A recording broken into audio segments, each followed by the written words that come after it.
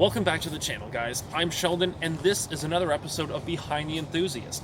Last week, I took a brief look at the 2021 Sportster S. Now, for those of you who don't know, this seems to be a replacement for some of the Sportsters in the current lineup, which only consists of 3 models. At the moment, if you go on the website, there is the Iron 883, Iron 1200, and the 48. Now, for those of you who don't know, Harley has actually slimmed down the line quite a bit in the past couple of years, and so there have been a lot of speculation, a lot of rumors going on, and I'd like to address some of those in this video. So, let's get into it.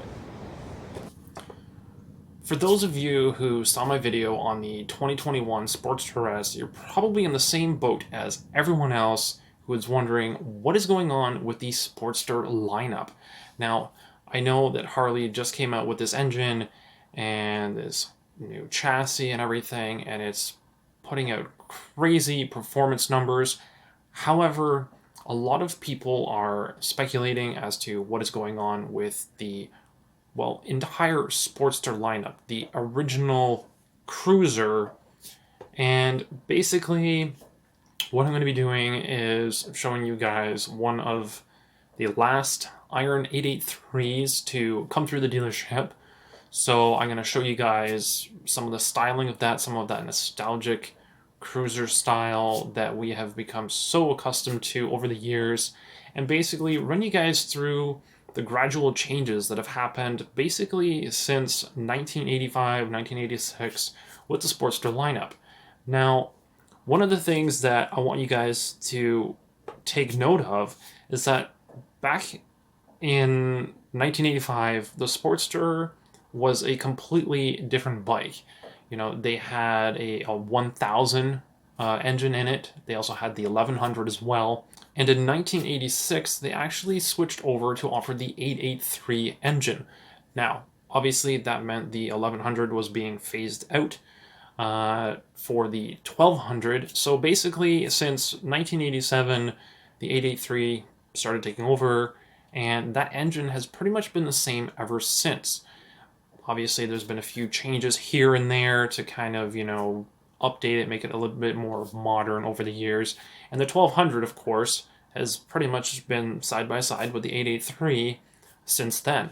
Now, in 2015, 2016, obviously, there was a demand for models such as the 72 or the 48 or the Roadster, those types of models as well. So basically, the Sportster lineup went from 2 or 3 different offerings up to about 8. Now, looking ahead, you can see that in 2020, they actually had one of the, if you ask me, one of the best lineups.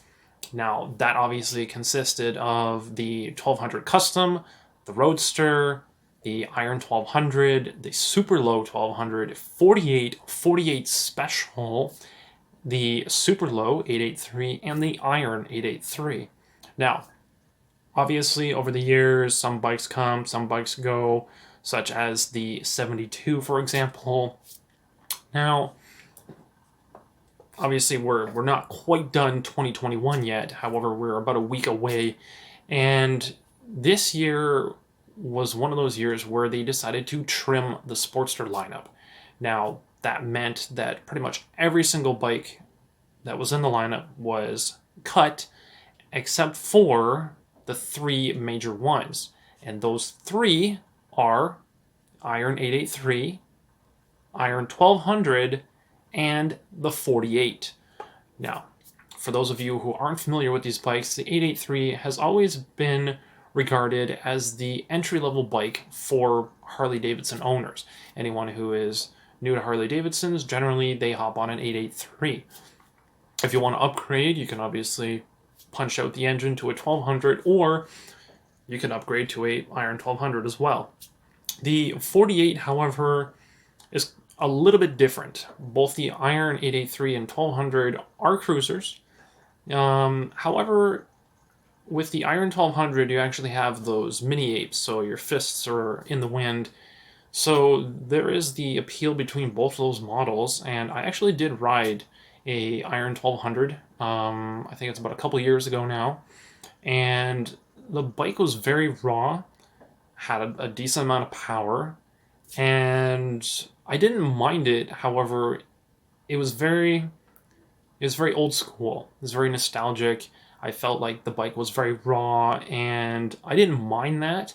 However, when you're looking at how long that bike has been around, how long those engines have been around, and then with the emissions and everything else, right? I mean, Europe is, I think it's on Euro 5 right now. And so Harley Davidson was tasked with making a huge decision, digging deep into their R&D to make a lot of changes. Now, here's the thing. The 48 has really fat wheels on it. And so compared to the Iron 883 and the Iron 1200, you know, they're completely different. Like very, very different. And now with the introduction of the Sportster S, which basically is a fat-wheeled Sportster, to me it looks very much like a 48. Now, I know a lot of you guys are probably wondering about those rumors that have been going around, the speculation, the artist rendering that some people have seen. I think there's a few photos now online. And basically, it shows a more standardized Sportster consisting of the new chassis and new motor, the Revolution Max engine, the 1250 model. And there is some other speculation of the 975. So basically, an Iron 975. So that would basically be the entry-level bike for Harley Davidson, since they discontinued the street models consisting of the 500, 750, and Street Rod 750, which was my personal favorite and first Harley I ever actually rode. Now, the thing is, if you go onto the website right now and you look at 2022 reservations, so basically you're reserving your latest model, I noticed, I wouldn't call it an Easter egg, but it's something that confirms a lot of the rumors that are going around of, is the Sportster lineup dying? The old cruiser Sportsters, is that lineup dying? And the answer is yes. So I can confirm that with you guys based on what the reserve list is showing and not showing. So if you go on there, you can see the Iron 883 is still available, and so is the 48. However, the Iron 1200 is not there. So that to me says the Iron 1200 for 2022 is dead.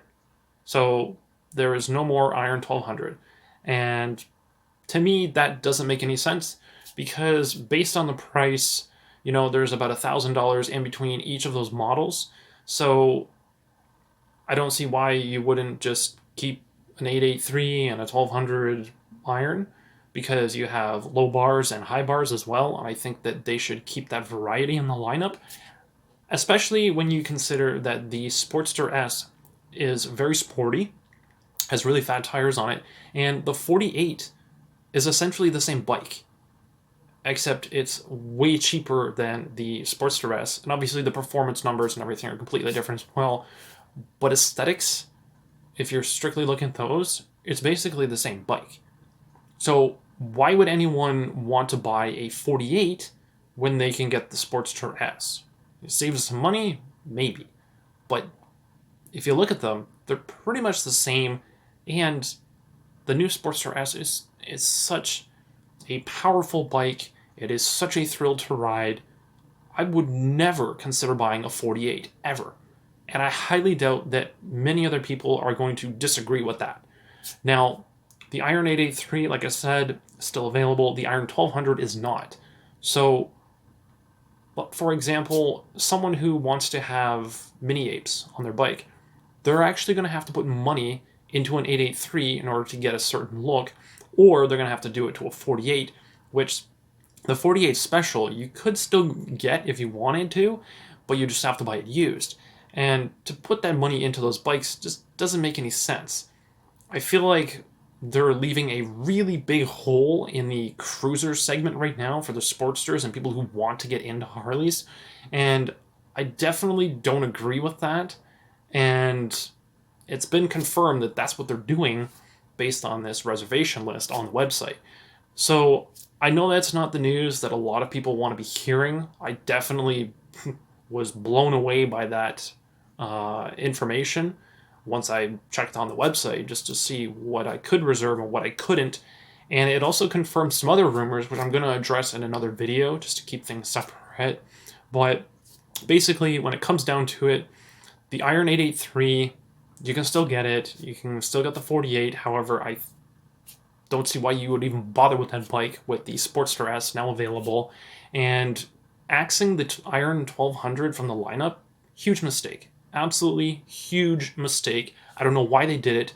You know, I'm not one of those people who gets to give a say. You know, I work at a dealership, but they don't come down to the dealerships and say, "Hey, what do you guys think of this idea?" They don't run it by you. So anyone who thinks that someone who works at a dealership actually has a lot of knowledge as to what's going on, you're definitely mistaken, because I don't get to choose what happens with the company.